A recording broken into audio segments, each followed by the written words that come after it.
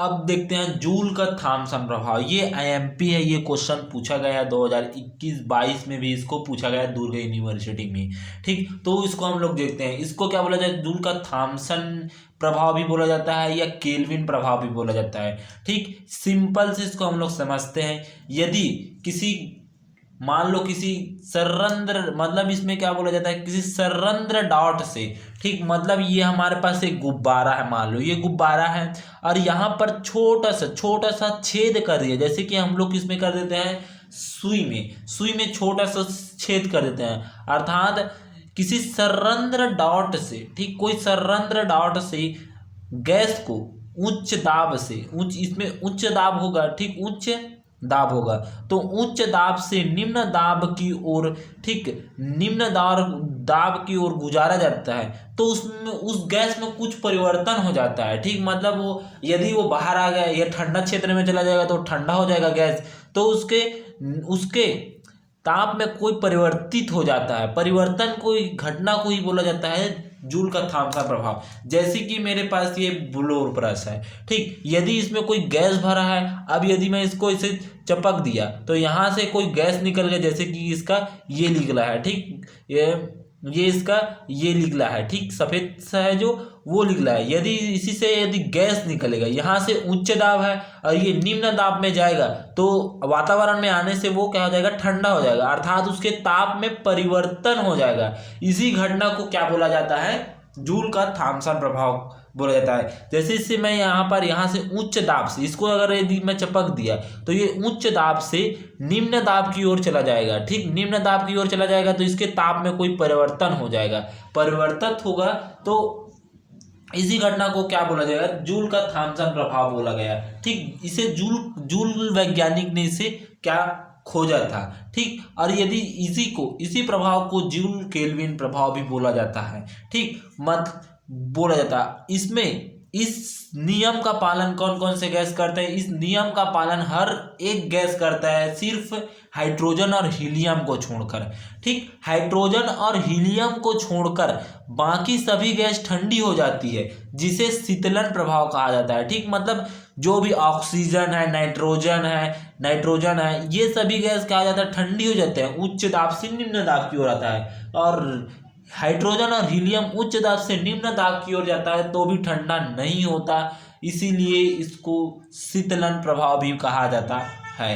ठीक, इसी प्रक्रिया को शीतलन प्रभाव कहा जाता है। इसीलिए रॉकेट जैसे बड़ी बड़ी साधनों में इसी गैसों का उपयोग किया जाता है। ठीक, अब क्या कहते हैं, इस प्रकार हाइड्रोजन और हीलियम को सरंध्र डॉट से गुजारने पर गर्म हो जाते हैं, इसे तापन प्रभाव कहा जाता है। ठीक, यदि इसको उच्च दाब से निम्न दाब की ओर अगर गुजार भी दिया जाए तो ये क्या कहता है, गर्म से गर्म ही रहता है। ठीक, मतलब गर्म से ठंडा नहीं होता, ये गर्म से गर्म रहता है, इसीलिए इसको क्या कहता है, तापन प्रभाव भी बोला जाता है।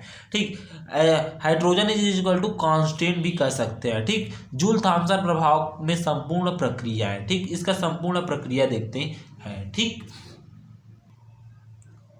अब देखते हैं, ठीक, दाब के, ठीक, मतलब क्या बोला जाता है, जूल थॉमसन प्रभाव में संपूर्ण प्रक्रिया के दौरान एंथैल्पी नियत रहती है। ठीक, मतलब जूल थॉमसन प्रभाव में क्या होता है, एंथैल्पी संपूर्ण प्रक्रिया के दौरान क्या रहता है, नियत रहता है। मतलब U plus P U is equal to क्या होता है, कांस्टेंट होता है। ठीक, तो H is equal to U P, ठीक, V, U plus P V होता है। ठीक, not equal to U plus P V, दोनों पक्षों का आंशिक अवकलन करने पर। ठीक, तो हमारे पास क्या आता है, H is equal to, H enthalpy से दर्शाते हैं, तो H is equal to U plus P V होता है। ठीक, तो इन दोनों पक्षों का आंशिक अवकलन करने पर, तो अवकलन करते हैं तो ये क्या हो जाएगा, H क्या हो जाएगा, 0 हो जाएगा।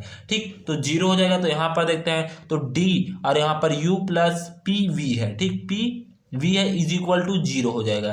ठीक, तो DU, ठीक, DU हो जाएगा प्लस PDP, ठीक, V हो जाएगा इज इक्वल टू 0, DPV हो जाएगा, अर्थात ये क्या हो जाएगा, फर्स्ट फलन इंटू सेकेंड फलन, तो DU प्लस फर्स्ट फलन इंटू सेकेंड फलन का अवकलन, ठीक, प्लस सेकेंड फलन इंटू फर्स्ट फलन का अवकलन इज इक्वल टू 0, और समीकरण 1 इसी को दे देते हैं। ठीक, अब क्या करते हैं, हम जानते हैं कि हम जानते हैं कि D Q is equal to क्या होता है, D U plus D W होता है, और इनका मान क्या रखते हैं हम लोग, ठीक, डी क्यू का मान होता है टी डी एस और डी डब्ल्यू का मान क्या होता है, पी डी वी होता है, ठीक। तो इसको इस तरफ डाल देते हैं तो डी, ठीक, T D S is equal to क्या होता है, D U plus P D V होता है, ठीक। इसका मान हम लोग यहाँ पर रख दिए हैं, ठीक। अब उसके बाद T D S is equal to D U plus P D V is equal to समीकरण 2, ठीक। अब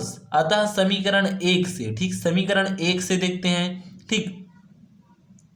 एक यहां पर हमारे पास समीकरण 1 D U plus P D V is equal plus V D P is equal to 0। तो ये वाला इतना हमें पद दिख रहा है, ये देखिए, ठीक, ये दिख रहा है, और ये डी यू दिख रहा है, और ये दिख रहा है, ठीक। तो इतना का मान हम लोग क्या डालेंगे, इतना डाल देते हैं, ठीक। तो यहाँ पर रख देते हैं T D S plus V D P is equal to 0, समीकरण 3 दे दिए इसको, ठीक।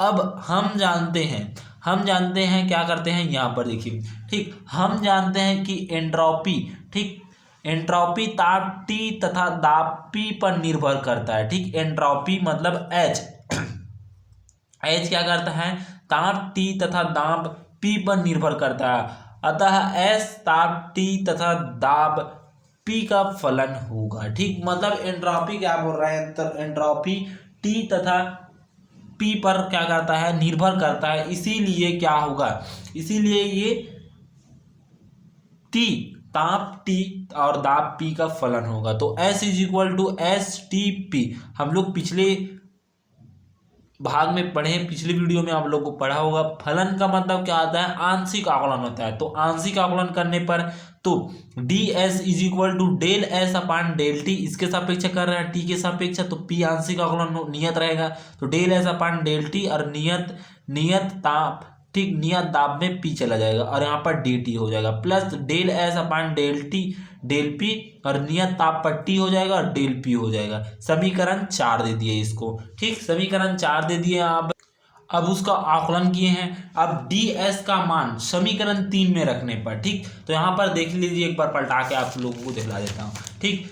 देखिए यहाँ पर हमारे पास देखा जाए डी एस का मान यहाँ पर है, और समीकरण 3 में इस जगह हमें मान को रखने हैं, ठीक। तो T D S plus V D P is equal to 0, तो डी एस का मान समीकरण 3 में रखने पर इस जगह रखेंगे। तो यहाँ पर देखिए, ठीक है, यहाँ पर देख लेते हैं, यहाँ पर मान रख कर देख लेते हैं, ठीक। तो यहाँ पर टी का टी, और यहाँ पर D S upon del T, और यहाँ पर पी, और यहाँ पर D T, plus del S upon del P T, और यहाँ पर D P, plus V D P is equal to 0। अब यहाँ पर क्या होता है, ठीक, यहाँ से इसको ये कोष्टक को तोड़ देते हैं, तो टी डी एस अपान डी टी, और यहाँ पर पी डी टी हो जाएगा, प्लस टी अंदर गुणा हो रहा है, ये कोष्टक को तोड़ रहा है तो अंदर गुणा होता है, T del S upon del P, और यहाँ पर टी डेल पी, और plus V D P is equal to 0 हो जाएगा। अब क्या करते हैं, इसको अंदर गुणा कर देते हैं, तो T del S upon del T हो जाएगा, और पी हो जाएगा नियत में D T, plus T del S upon del P, और यहाँ पर टी डेल पी हो जाएगा, plus V D P is equal to 0 हो जाएगा, ठीक। अब इनका मान क्या हो जाएगा, इन दोनों का मान क्या हो जाता है, ठीक, टी डी एस का मान, ठीक, टी डी एस का टी डेल एस का मान कहता है डेल क्यू होता है, तो यहाँ पर डेल क्यू मान रख देते हैं,